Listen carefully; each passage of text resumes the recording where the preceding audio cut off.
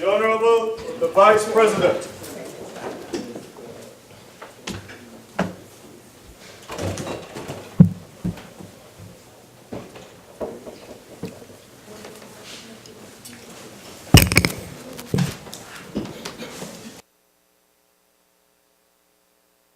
Senator Samuel. Mr. Vice President, once again I want to, as usual, first thank Almighty God for the opportunity to be alive and the strength and grace to exist and live in a land that is affected and infected by much crime and much lawlessness, Mr. Vice President. I also want to thank you for allowing me the opportunity to join in this motion laid by my colleague, or moved by my colleague, Senator Wade Sturch, as we deal with crime and the impact and the effects of crime in our society. And as most would have said previously, it affects every and any individual, because crime does not have a particular target, but at every individual and every person who lives in our society are subject to the impact and the effects of crime, whether it be first-hand or second-hand, whether it happens to them, to they themselves, or to their families. We all have some kind of experience, Mr. Vice President, with crime. But I've heard, if not all of the speakers prior, reiterate the urgency of this country dealing with crime. Every speaker has talked about the impact, and the last speaker spoke about not just the local impact, but the international impact on crime and how people view us. And I found it very strange because when on my way here I got a call and I was asked, what are we going to debate today? And I said, well, there is a motion on crime. And the person says, that's not the same motion since February or March. Isn't that, don't you think it's an urgent situation? And I said to him that I too am baffled by the fact that something that is so urgent could not be debated in one affair, one sitting totally as an urgent matter, but that it had to be spread out for long periods. And then the true essence and the potency of such a debate is lost, because though we say it is an urgent situation and we must deal with it, I'm not too sure we all saw the urgency of it from the same standpoint, Mr. Vice President. And at the end of the day, what we find is that this serious and dangerous and life-threatening time of our life, this period that is so dangerous, all that may turn out is that we may have a record and Hansard that would say in history that we would have spoken about it, but really no results would come out of it because of how it's been spread out and allowed elasticity, and it loses its potency because of how we approach such an urgent matter. And I wanted to put that on the record, Mr. Vice President. Mr. Vice President, when we look at how we have approached dealing with the crime situation in this House, it is left for us to wonder what a mess we could find ourselves in. And a mess because, Mr. Vice President, we look at urgent things so casually. We look at urgent matters so sparingly that it's no longer urgent at all in many instances. Mr. Vice President, and I know my colleague Senator Khan has good thoughts, and I respect him for that. Mr. Vice President, some years ago, a Calypsonian wrote a calypso, and part of it says, "Put we in jail and set the bandits free." And based on that calypso, Mr. Vice President, he was really saying that it appears as if it is better, you are safer if you're a citizen inside the prison, and if you let all of the bandits free, you might end up safer than living today the way we live. Not only that, Mr. Vice President, but our experience, and it must be reiterated, I think it was Senator Rambarat who began speaking about, crime, and he disagreed with Senator Sturge's argument that it's the PNM, when they empower, crime rises and whatever. I am not going to deal with that, but reality tends to strike us because, Mr. Vice President, we are now faced with a scenario, a reality. And it is not just when we talk about crime, we are not just talking about murders. We are talking about crime across the board. And too often, when we talk and speak about crime in our country, we actually sort of zero in on crime based upon murders and not the general crime situation in our country. And Mr. Vice President, when I went up on the TTPS's website, and we looked at murders for 20 years, was somewhere around 6,300 or 6,400 persons got murdered for 20 years. But then all crimes, in 2016, we had 3,926 crimes in Trinidad and Tobago. That's in 2017. In 2016, we had some 11,000 general crimes committed. And that tells us that the crime situation is far worse than we are taught to believe, because we kind of focus only on how much people die, as opposed to how many people are affected based upon crime. Mr. Vice President, and that tells us a great deal.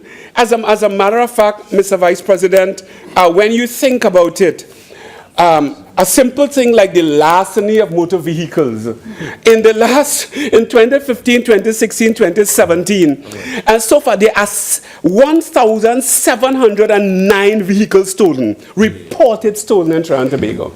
Now, where are these vehicles going? In a small country, which we could traverse in an hour and a half from west to deep south, 1,709 motor vehicles were stolen. I'm not too sure how many were recovered. And the big question is, when we talk about crime, we don't ever look at things of this nature.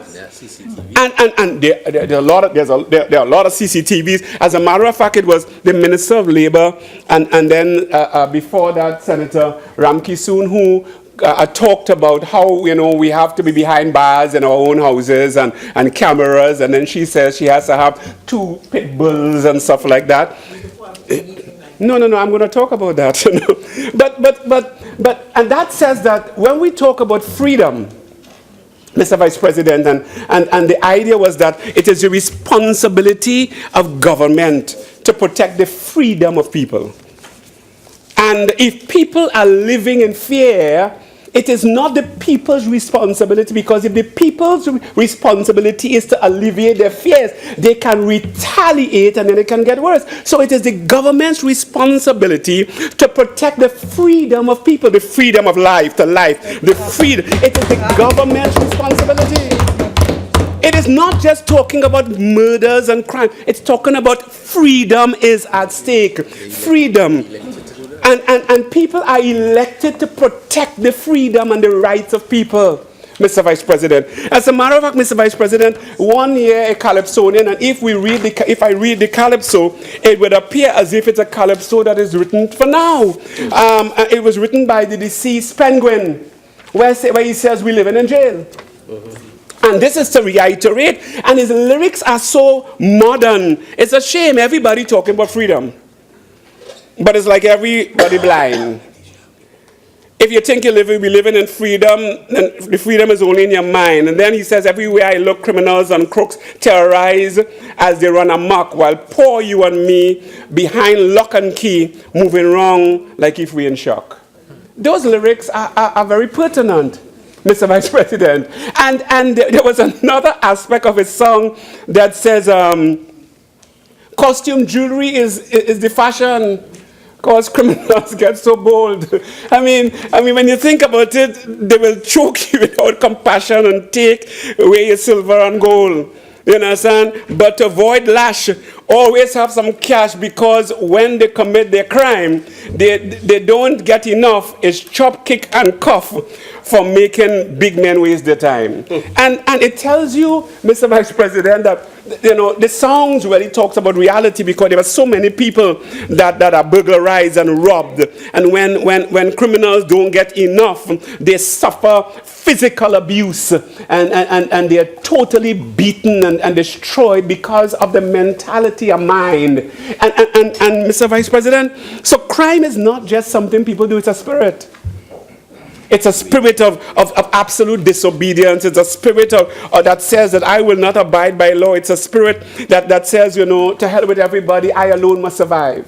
So really, for a country to be its citizens living in jail, it says, Mr. Vice President, that the government has not done what is necessary to protect them from those elements. And protection from the elements are important, Mr. Vice President. Mr. Vice President, so when we think about it, Senator Small talked about, how people are doing it in broad daylight. Yes, even when I was a child and we went to see these Western movies, the bandits used to wear scarf and mask and all kinds of stuff. Today, that is all gone. Not only that, in those days, the bandits used to move around at night. Now, it's not like that in broad daylight. It's happening before our eyes with all kinds of CCTVs and cameras and all kinds of stuff. And Mr. Vice President, you know something? That has not helped us in our psyche to make us feel as if we are better off, we are safer. All of the CCTV cameras, all of those things has not left us feeling that we are far more secured. All of the SSAs and all of these anti-gang this, and I was reading the Minister of National Security's response to this, and he was talking about, up in the anti-gang this and the crime this and the this and the that, and then it was blaming for this banning of an illegal entity called SORT. And all of these kinds of stuff has not helped us to feel safer in this country. It has not. The biggest budget. And, Mr. Vice President, insecurity. When you think about it, social media has not helped. Mr. Vice President, if you want to know anything going on, go up on social media. Somebody just get murdered. Boom, social media. As if people are walking around with their phone cameras and are waiting for something to happen, and then boom, upload it. I mean, Chinese get killed 5 minutes after social media. People get robbed now, and it's a glorified kind of situation. So when a country could glorify, do you realize, Mr. Vice President, nobody in Sapeno fight no more? School children fighting. In my days, two of my friends fighting, we run in there, part them. Now, two guys fighting, you pick up your phone, you videotape it, and you send it up live. That is where we are in this. It's a sickening spiritual dilemma we have found ourselves in. Where no longer people care. In other words, it's a big hoorah.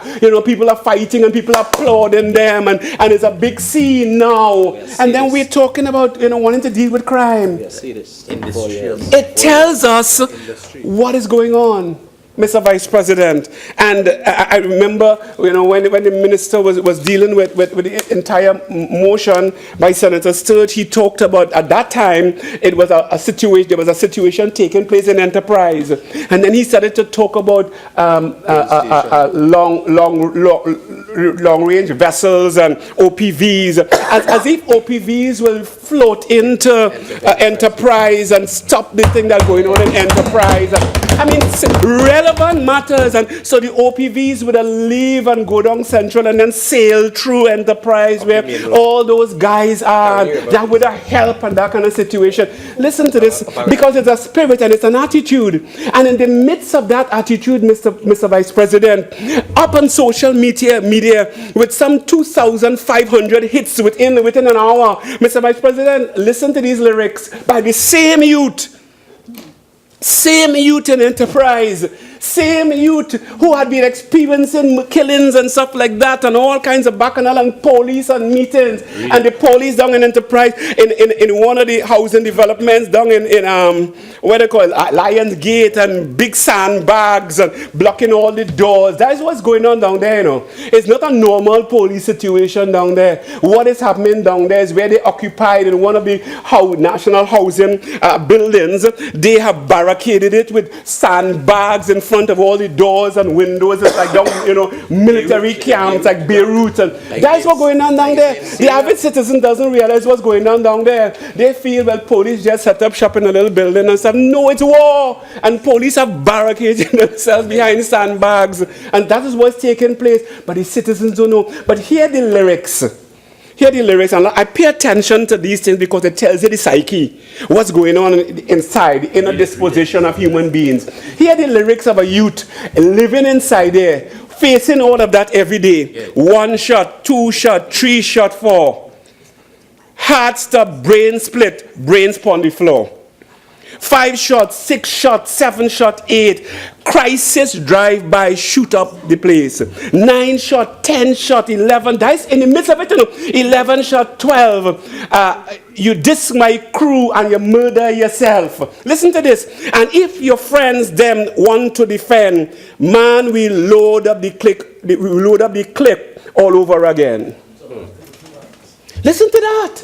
This in the midst of all the bacchanal. And I pay attention because normally, you know, in my days, you know, things that you go on and high, you don't want to part of, you know, you get day in the midst of it rapping.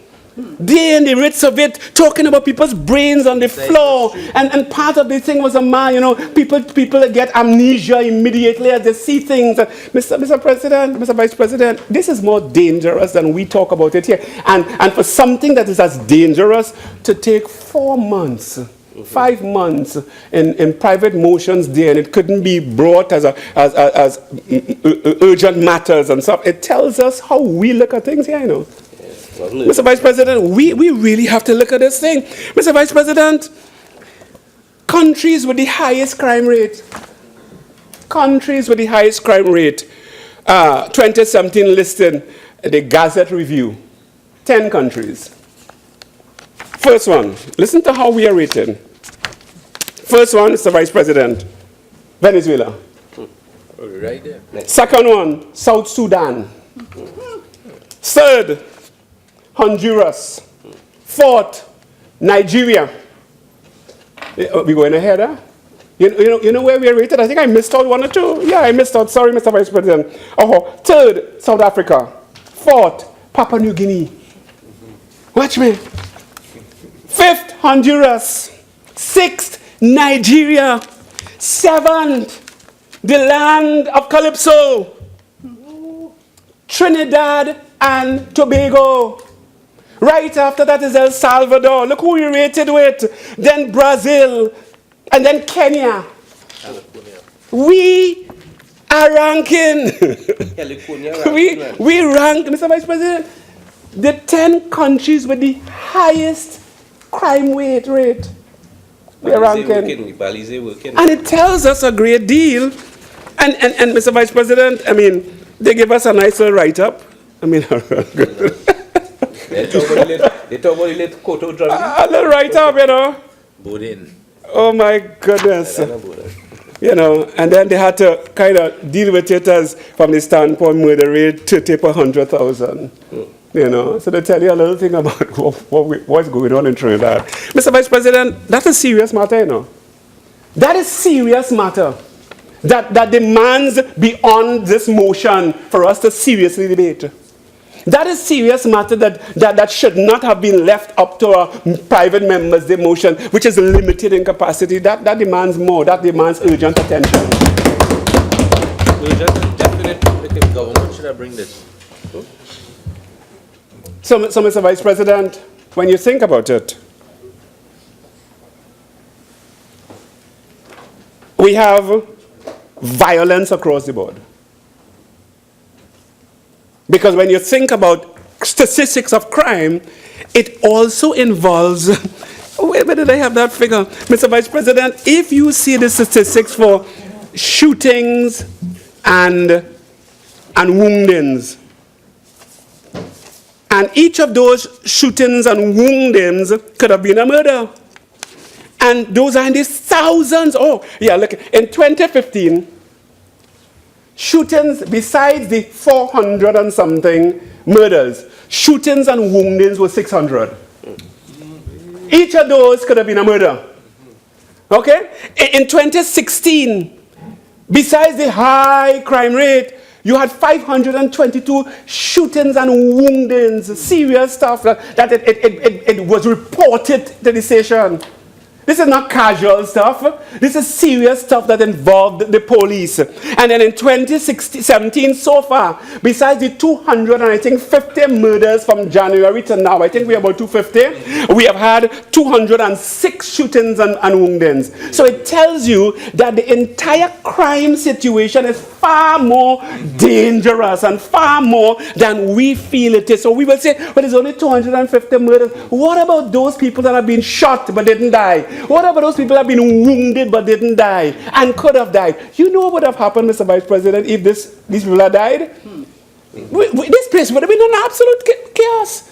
If this has happened, so Mr. Vice President, when we think about it, it is, and I said it before and I have to keep reiterating it, the responsibility for the protection of the freedom of the society falls in the laps of the government. Responsibility.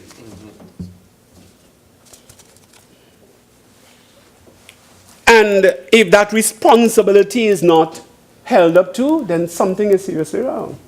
And if people are beginning to say, well, it's not the government, then something is wrong. Something is absolutely wrong. Now, Mr. Vice President, I mean, what is the cause of crime? What's the cause of crime? We found ourselves in today's situation. Not only do we have murders and all these shootings and woundings, but people are missing. That is a crime. People are missing. In the Daily Express, 3 Trinidad nationals held in Venezuela for human trafficking. People are missing.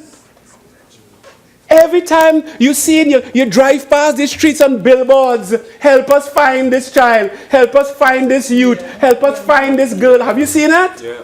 Huh? Help us find this lady, help us find this person. People are going missing. Is it that we have people selling people for organs? I don't know. Could be. Could be. Could be. Mr. Vice President, Trinidad Express, April 18th, couple charged with human trafficking. So really, the crime situation, if addressed and looked at seriously, is not only zeroed in on murders, it is zeroed in on everything that causes us to live in fear, and our freedom is jeopardized. And just now, like the Calypsonians say, I'm responding to Senator Ramkissoon. It's not only 2 pit bull. He said in them days it's 10 Doberman in your yard. You will have to get some more. Because in his days, when it wasn't so bad, he says 10 Doberman in your yard. It's pit bull now. She has 2. You'll have to find some more. So, Mr. Vice President, this is serious. This is very serious stuff. And to add insult to injury, crime is not isolated. Crime has its residual, is the result of things. Crime is a result of something. The things that are not working well, things that are not happening. One, we have a broken down judicial system. We have one. There's no arguments about that. A broken down system. 2, a broken down police system. 3, a broken down prison system. How are we going to deal with crime? Just broken. They're broken. Broken down government. When you think about it, our justice system works so badly that for too many citizens, it serves neither justice nor reform. It serves nothing. And then if we are to lock up violators and we put them in overcrowded prisons, all that guarantees that they will come out worse off than they enter. It's a guarantee. So one person said to me in a visit to our reform system or prisons that this year helps nobody. When I come out of here, I am worse off. I am mad with the world. Because I'm here for 10 years for something that I could have only been sentenced for 2 years for. And I'm mad with the world. So you have a broken down judicial system, a broken down police system, a broken down prison system, a broken down safety system. What do we have that could bring safety here? How do you feel safe in a country like ours? How do you deal with all of that? When everything is broken. When there's no protection to the right to life and the right to liberty and the right of security of person.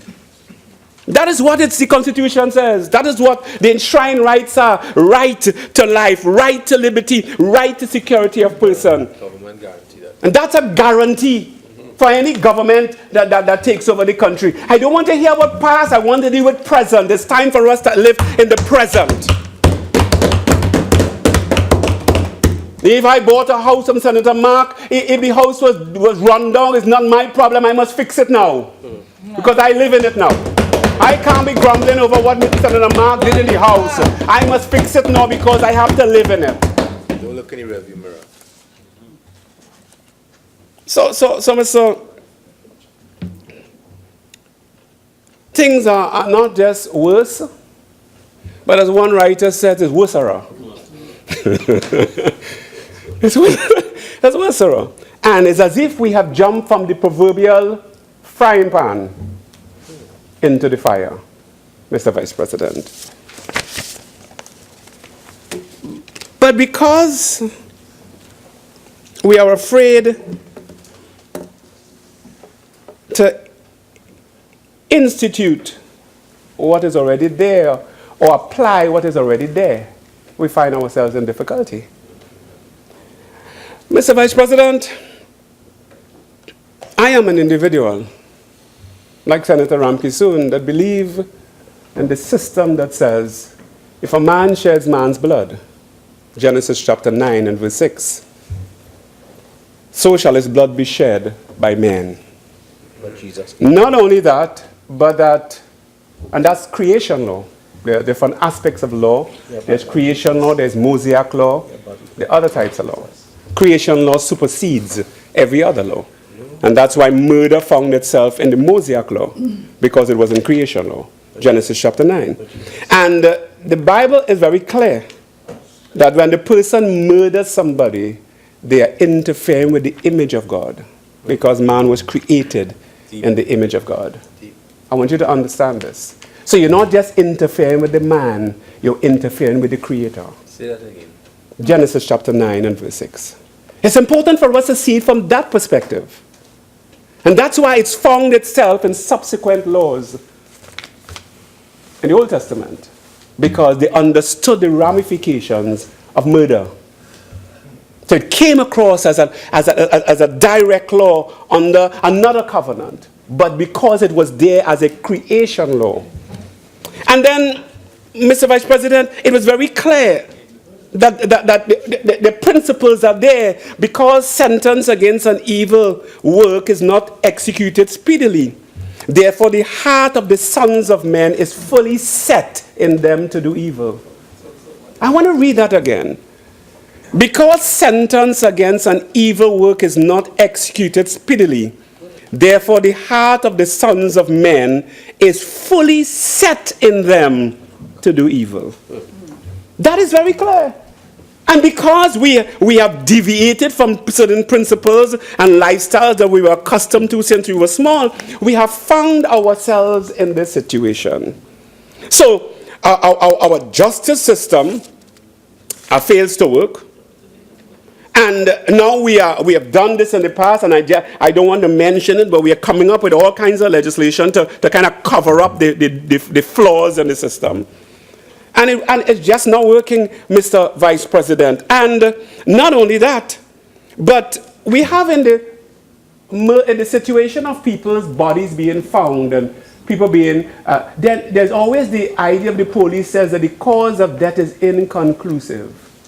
And inconclusive could mean that we have nothing to go by. In other words, we cannot further investigate this because it's inconclusive. We don't know how to approach it because the cause of death is and quite a number of bodies that are found. The cause of death is inconclusive.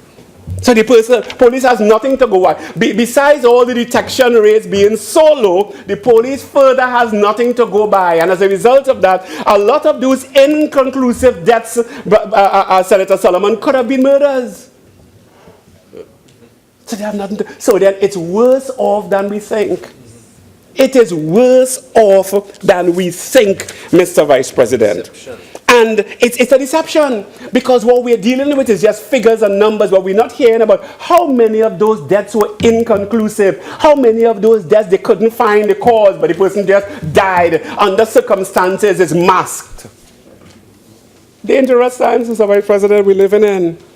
And because we are living in those dangerous times, in the Trinidad Guardian, I smiled Wednesday, April 12, 2017, when it says the crime wars troubling the Prime Minister. When I read it, I said, wow, this is good. This is good. This is great. But then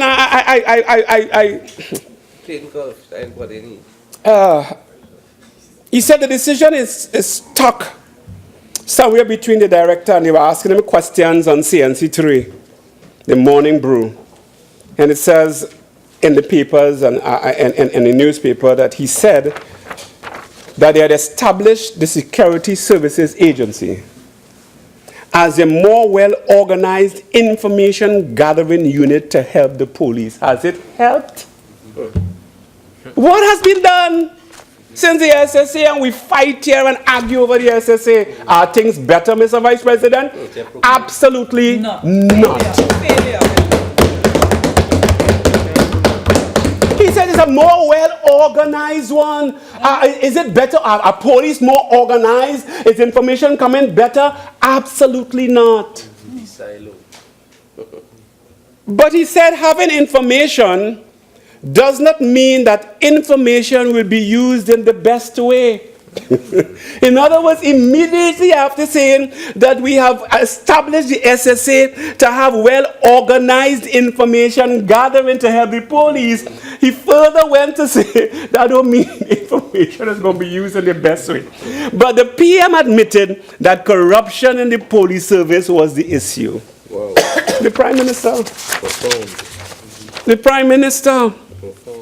So that's why, with all the SSA and all this stuff, we still have Chinese couple found dead, witnesses afraid to testify. We still have all of these scenarios that causes people, Madam President, to live in a state of one, physical fear, mental fear, psychological fear. And now, before long, it will be spiritual fear. Because Father Harvey, and that's not the first. I remember some months ago, while the Anglican Church, I think in Aruka, was having service, and they just picked up the collection. When the people were walking in the back to go in the back, they robbed them in between the church buildings. What? Yeah, they did in Aruka. Just beyond Lupino there. They robbed them inside.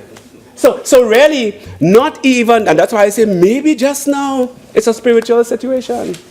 That people run to their mosque and their churches and their temples for a sense of peace.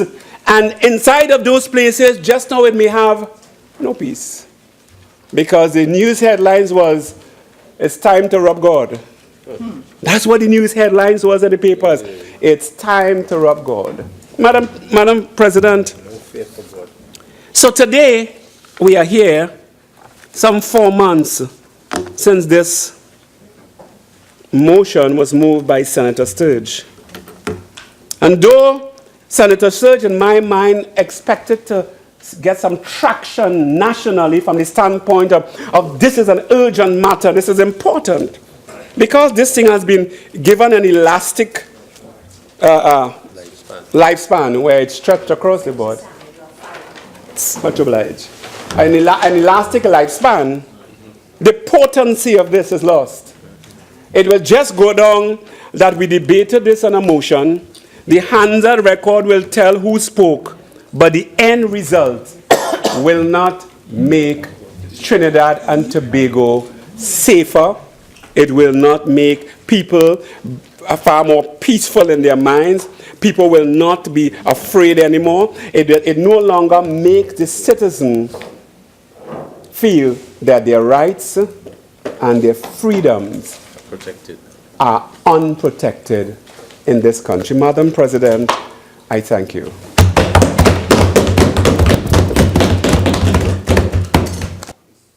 Senator Crease, am I mistaken, but I think you have participated in this debate already. That's what I'm seeing from my notes, yeah?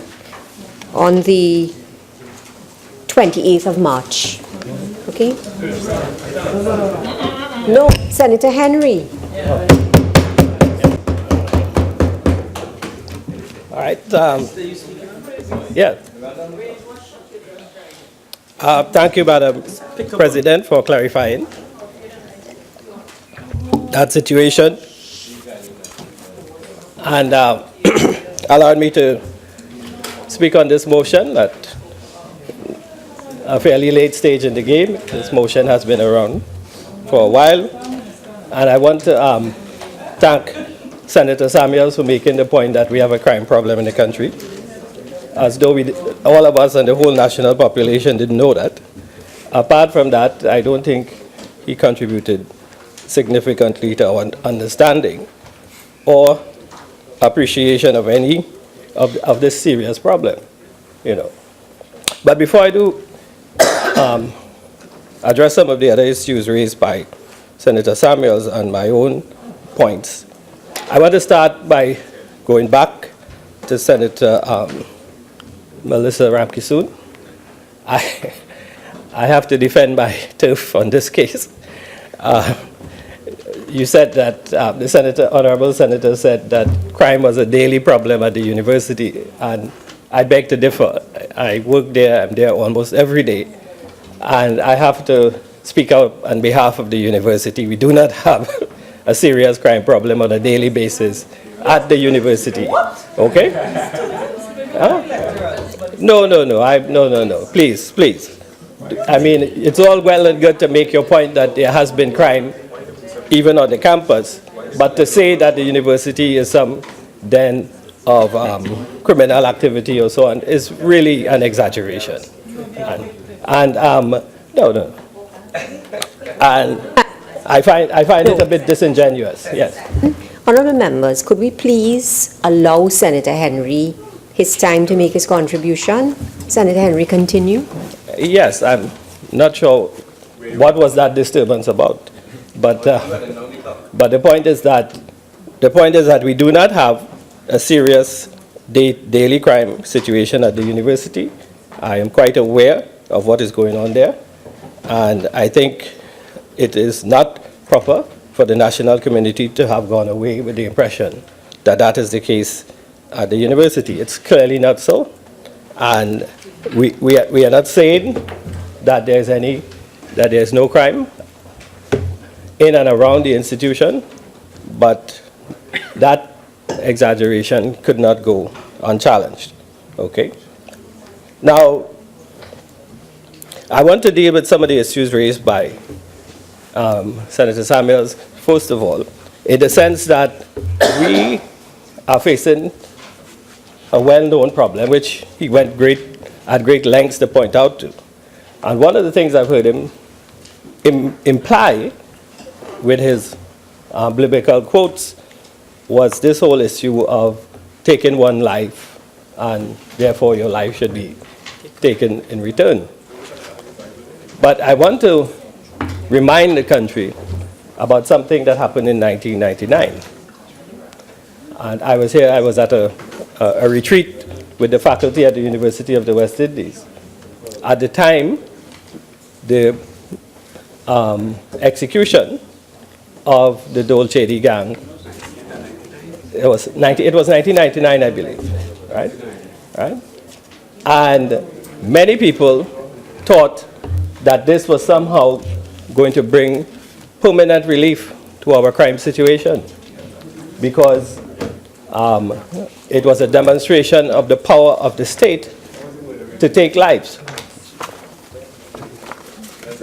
It was the demonstration of the power of the state to take lives. And surely enough, for a few weeks after that, there were no alarming reports of murders in the papers. And then we also, but what has happened since 1999? What has happened in the country? And then we are faced, I'm not arguing necessarily against the death penalty, don't get me wrong, right?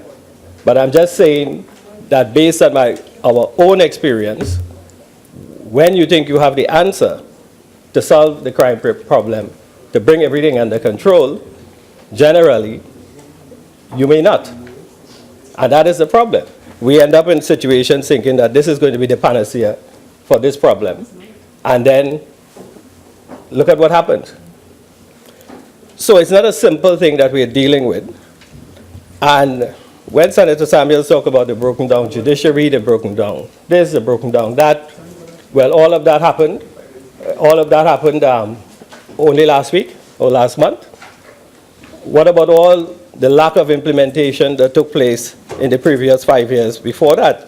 I was on the other side in that seat over there when the government of the day brought something called what they call the hanging bill, which was supposed to clear the way to implement the death penalty in this country, which is the law of the land. And when that was brought, we saw all kinds of shenanigans, going back and forth, accusing the then opposition of not supporting the bill, and all kinds of up and down stories. But then what happened?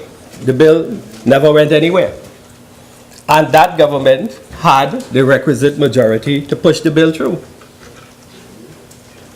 Right? At the peak of that government, you had 29 seats. You had a special majority. You had no excuse about the opposition. The opposition couldn't block it. Right? You had the special majority that that you said you would need. Right? So in terms of the approach of the previous government into the crime situation, there's nothing to be proud of. There's nothing that you should be beating your chest over there about, right? Because another issue that came up and has always come up when you talk to people involved in the crime fighting initiatives, which I do every so often. I do have a few friends, and they talk about the number of guns on the streets. And if you go back to many of the big cities in the US, like New York, Detroit, Chicago, and all these places, one of the first ways they try to get hold of the crime situation is by limiting the amount of guns on the streets. And in that regard, our police service have been doing a somewhat reasonable job in retrieving firearms and getting firearms off the streets in the last few years, which they normally brief us about in their police briefings on a weekly basis. So one of the things we needed to do from the beginning was to stop the proliferation of guns in the society. And in many ways, this was attempted by the previous incarnation of the PNM government. And the plan with the OPVs wasn't justified crime on the seas, as the former Prime Minister said, that crime is on the streets, it's not in the sea. But of course, the guns come from outside. And one of the big pillars of the crime fighting initiative under the previous PNM was to get these OPVs that could intercept the weapons before they reach Trinidad and Tobago. We do not have a major gun manufacturing facility in Trinidad and Tobago. I know, and I'm pretty sure, that almost all of the guns coming from outside. There might be a few locally handmade, locally produced guns, but most of them come from outside. And once you have such a drastic proliferation of guns, you will have serious crimes being committed, because the intention of people who are going to commit crime have been the same for thousands of years. As a good friend of mine used to say, man and cockroach has not changed in thousands of years. The idea that people will have a grievance and they will try to settle it, and sometimes by the most violent way possible, is something that we have faced as human beings going back in a long history. And the fact now that the youths, what makes the youths different now, as opposed to my time and most of us in here who are slightly older, that time it used to be sticks and stones and knives. And now it's access to firearms, much easier, as was noted by many of the speakers before. But the intention of the crime, and the, especially crimes of passion and crimes of rage, are there, that if these people get hold of these firearms, they're going to use it. Going back when I was growing up in some rough areas, people also had the intention of carrying out vicious activities. But if at the time they had no guns, they couldn't carry through with it. They had to settle for a fist fight. And we, as a country, went wrong when we allowed the permanent infiltration of all these firearms into the country. And one of the first things we would have to do is, Madam President, can I ask for your protection? Yes. I'm getting a lot of unnecessary. Senators, please, could we listen to Senator Henry in silence? Please. Continue, Senator Henry. Yes.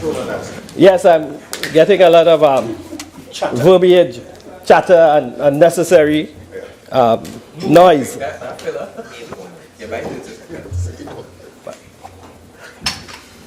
Okay. Very insidious noise at that. So yes.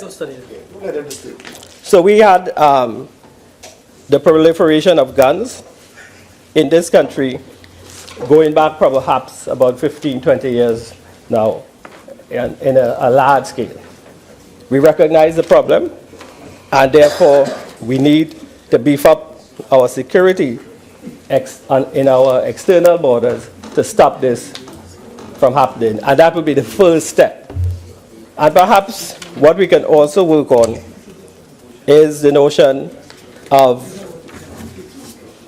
very stiff penalties for possession of illegal guns, and also for trade or distribution in guns, as the same way it's done with other dangerous drugs like cocaine and so on, where the penalties significantly increase when you are a distributor rather than just a possessor of the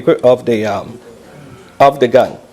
And we know this is happening, And we have to try to put an end to this in a serious way.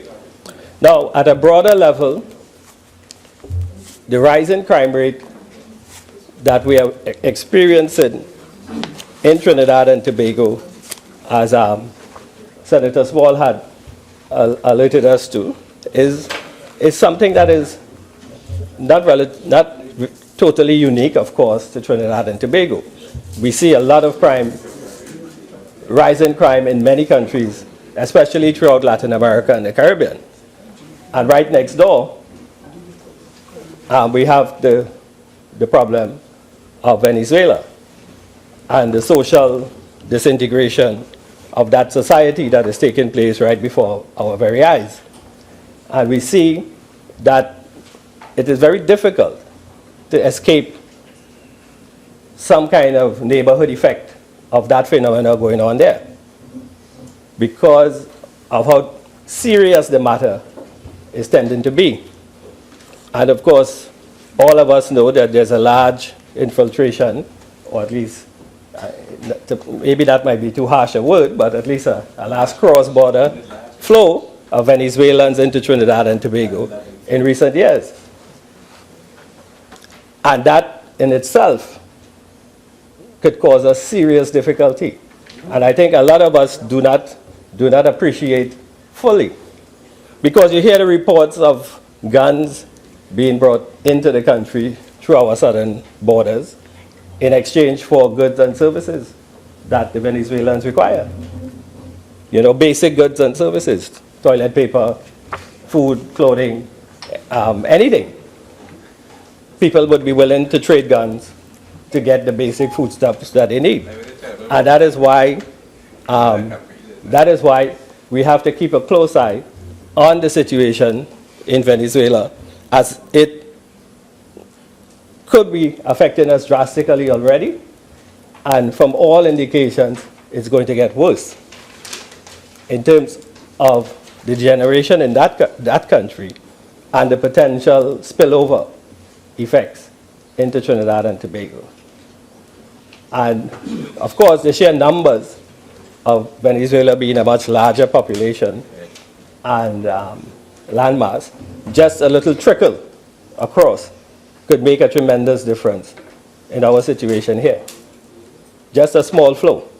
I mean, Venezuela has other borders, Colombia and so on, where I'm sure this type of activity is already taking place and having a tremendous effect. But for example, in Trinidad and Tobago, for some reason, some people in Venezuela may find it easier to access this country than it is to access their other borders in terms of getting contraband back and forth.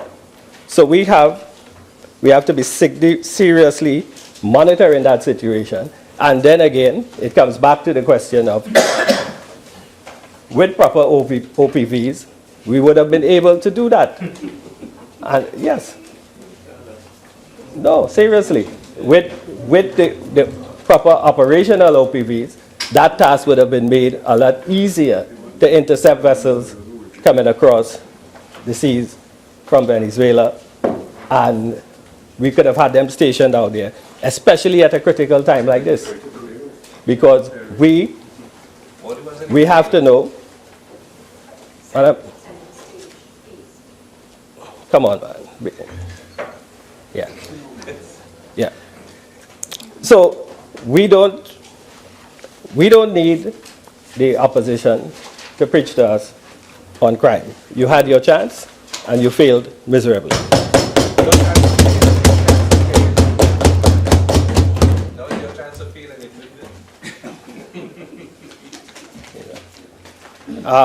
So we don't want any lessons and rhetoric from you. Your time at the head, you were famous for calling a state of emergency. That was your big crime intervention. And you have none. And what did it result in? Well, some people got tremendous lawyer fees and so on, representing people who were charged by the state. And you violated the rights of thousands of citizens, which in itself was a criminal act, by arresting them on phony grounds, and you couldn't sustain any case against anyone. So, in fact, you probably perpetrated the biggest criminal activity that in this country in the last 6 or 7 years. Just by your Point of order 46.6. The opposition does not, the government does not lock up anyone, it's the police. So stop misleading the House. Yep. Senator Henry, yes, that should be restated. Okay?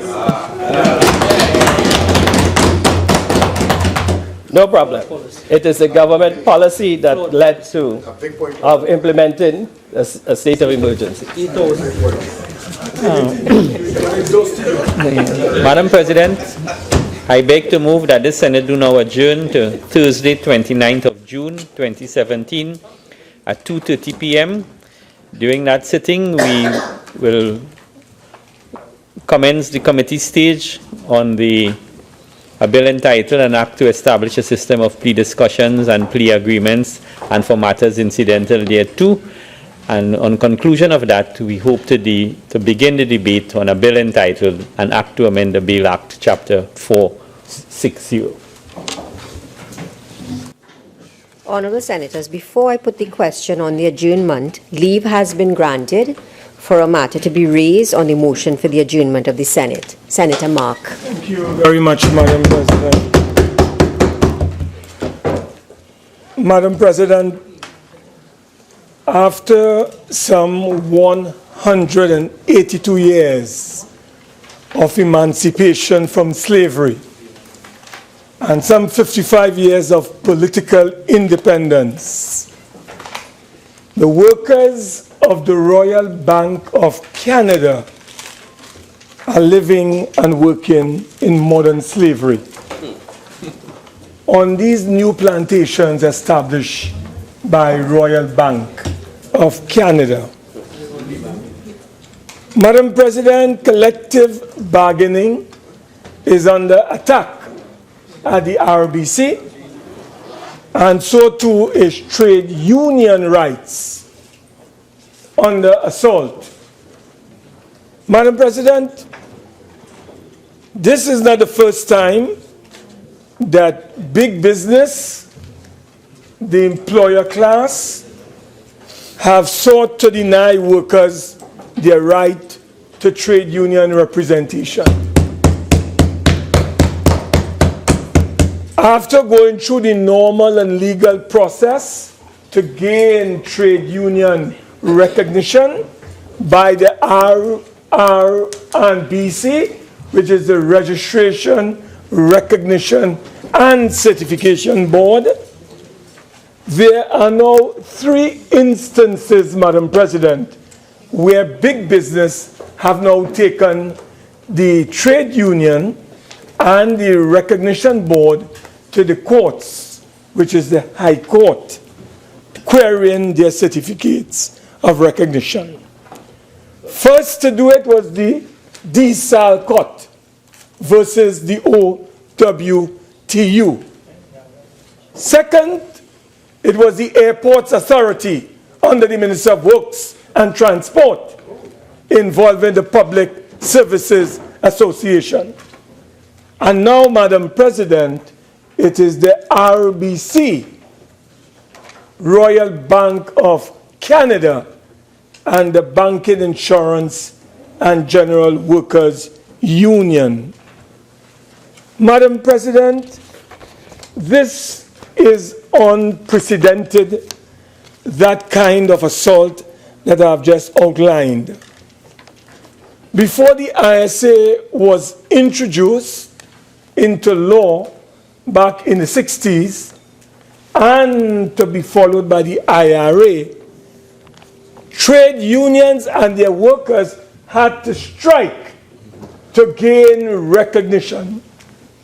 And it's in an effort, Madam President, to bring some order to the recognition process that this particular legislation called the IRA was introduced. But even in the presence of the IRA, you have modern slave masters purporting to be employers in the 21st century still whipping workers in this land. And Madam President, in the case of the BIGWU, I read in the newspapers where after 6 years of fighting to be recognized and gaining their certificate of recognition from the board of the RRCB, this bank has now sought to punish the workers by taking the union, I dare say the RRBC, to the High Court in order to use the court as a shield against trade union representation. This is what I call industrial relations acrobatics on the part of this particular employer. Madam President, no consultation with the workers. This particular employer has advertised without any consultation with the workers, where they are maintaining the 37.5 hours a week. But you know what, Madam President? They have extended it from 5 days to 6 days. So instead of the workers working for 5 days, Monday to Friday, Royal Bank of Canada has now incorporated a 6th day, which is Saturday, and they have not included, Madam President, overtime payment. They are asking the workers to work at a flat rate on a Saturday in this country. This calls, Madam President, for an intervention on the part of the government. We cannot allow multinational corporations to come in here and violate our laws like Uber was attempting to do with this illegal taxi service. We have to seek the intervention, and the government has the responsibility to intervene to save workers. Madam President, do you know that they have now introduced a system in Royal Bank where they have almost this, they have not allowed workers to continue to be working on a permanent basis. And they have now introduced what is called fixed-term contracts, so that workers are now at the beck and call of the employers at this particular institution. And they continue to decimate through retrenchment a number of these workers, Madam President. Work life has become a nightmare for hundreds of workers at this institution. Female, women, Madam President, they don't know about a work-life balance any longer because of the slave-like conditions existing at that particular institution. There is no job security at this particular organization because there has been a constant wave of retrenchment, Madam President, and as they seek to realign jobs. Madam President, workers are unable even to access their personal days to attend to urgent matters at this bank. Workers who become ill on the job or who request leave to attend to family emergencies are denied that right by the RBC management.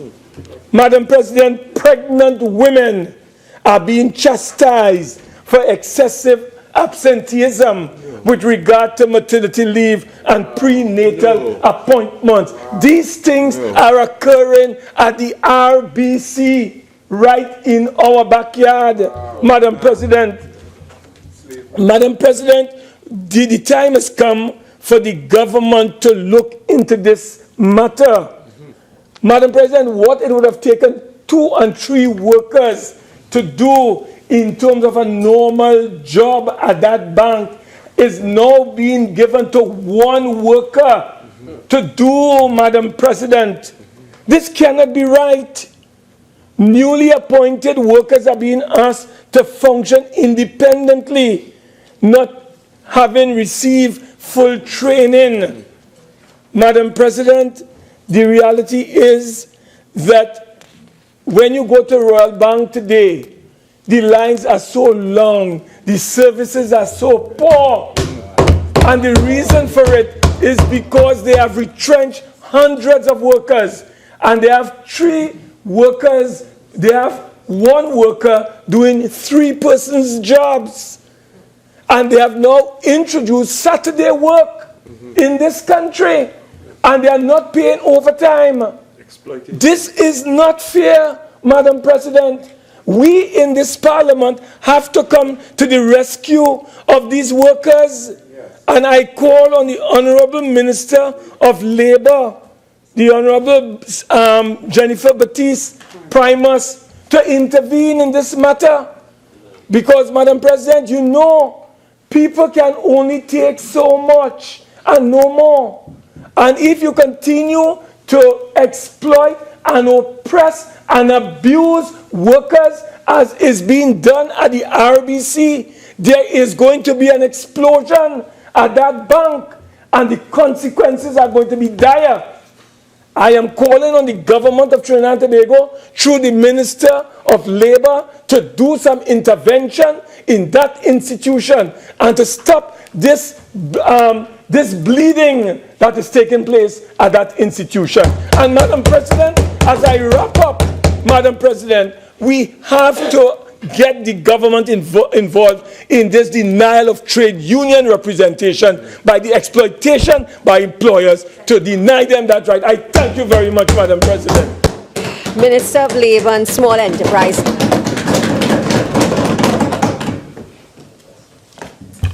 Thank you very much, Madam President, for allowing me the opportunity to share some points of views on this motion moved by my colleague Wade Mark, Senator Wade Mark, regarding the failure of the government.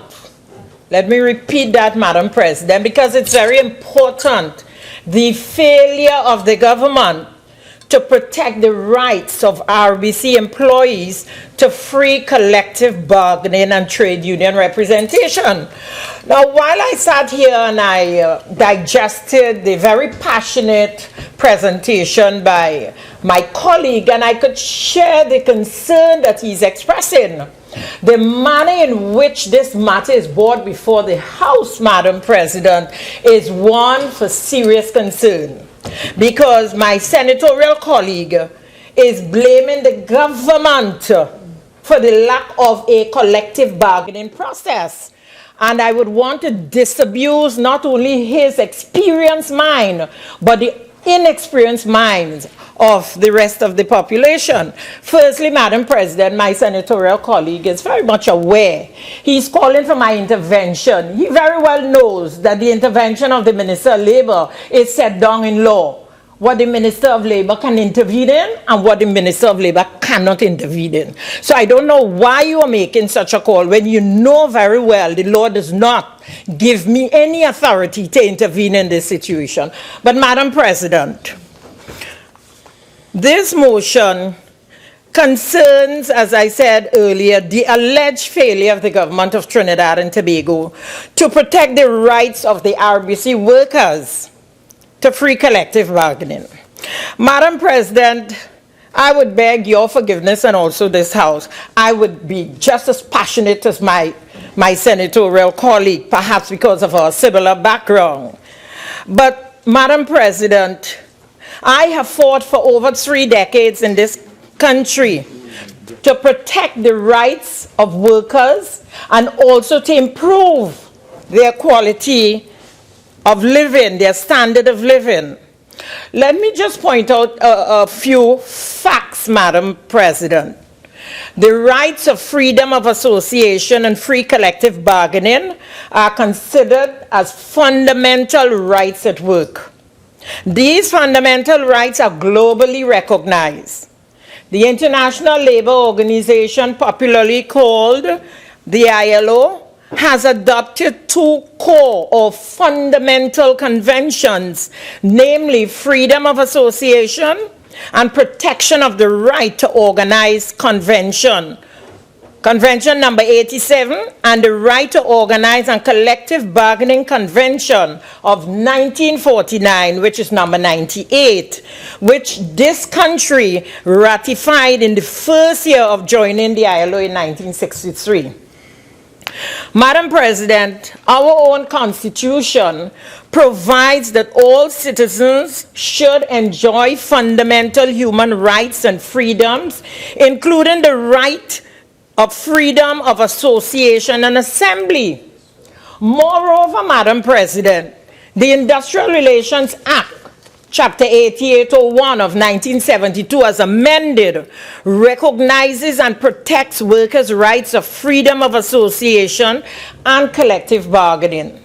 Section 42(1) of the Act stipulates that an employer shall not dismiss a worker or adversely affect his employment or alter his employment to his prejudice by reason only of the circumstances that the worker is an officer, a delegate, or a member of a trade union.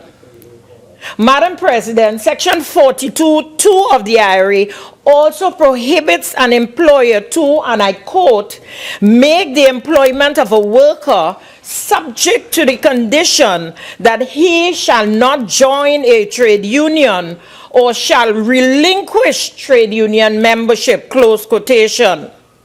Part 6, Section 71 of the IRA further elaborates on the rights of workers to join any trade union of their choice or simply not to join a trade union if he or she so wishes.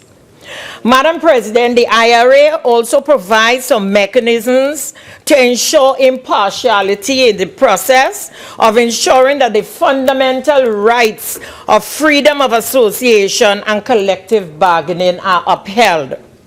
The process of trade union recognition through the Registration, Recognition and Certification Board, also called the RRCB, is one such important mechanism in upholding the right to freedom of association, which connects straight into the right to collective bargaining.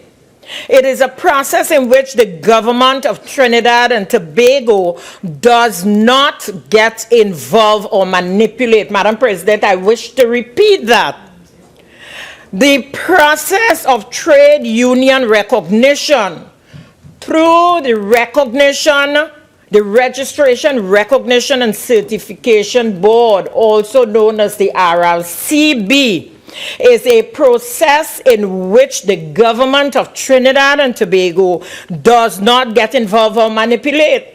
Let us, Madam President, for purposes of discussion, debate, or whatever relevant terminology, I would agree with my good friend Senator Mark, and the government intervened with a big stick over Royal Bank. On the other end of the spectrum, couldn't the government intervene with a big stick to prevent certain unions from obtaining recognition in this country? It's a dangerous request that Senator Mark has made, but I don't think in the passion of the moment he understood the far-reaching implications his request bears. Let me now deal, Madam President, with the recognition process for the REC workers based on my understanding. Madam President, it is impossible to understand how this government could be accused of failing to protect the rights of RBC employees to trade union representation and free collective bargaining.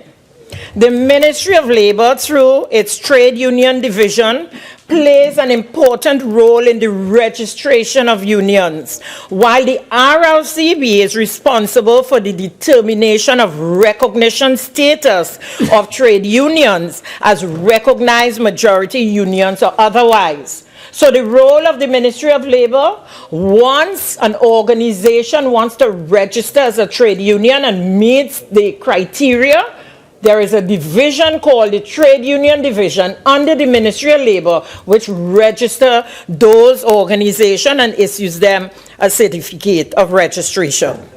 While I am aware that the recognition process may be lengthy at times, one thing I can confidently say is that the process is conducted transparently under the purview of a board comprising a chairman who is selected by the President of the Republic of this country, not by the government, not by the opposition, but by His Excellency, the President of this country, after consulting with the most representative organizations of employers and workers and representatives of workers and employers organizations.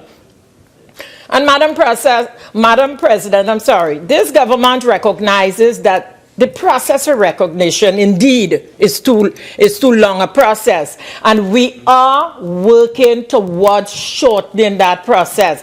But Madam President, Rome was not built in a day. We have been in office just 2 years. My friend government was in office for five years and did nothing. With regards to REC, it is my understanding that Banking, Insurance and General Workers Union made an application to the RRCB on the 16th of February 2011 for recognized majority status for all workers of the bank. And after many exchanges, it was determined, this was after RLCB determined that more than 50% of the workers collectively decided to select BIGWU as the union of their choice, that it was so identified. I have been advised that subsequent to granting recognized majority union to BIGWU, the employers within their right filed for judicial review against the action. That matter is before the High Court, Madam President, and is sub judice. Honorable Senators, the question is that this Senate do now adjourn to Thursday, the 29th of June, 2017 at 2:30 p.m. All in favor say aye. Aye. Any against? The ayes have it. This Senate now stands adjourned to Thursday, the 29th of June, 2017 at 2:30 p.m.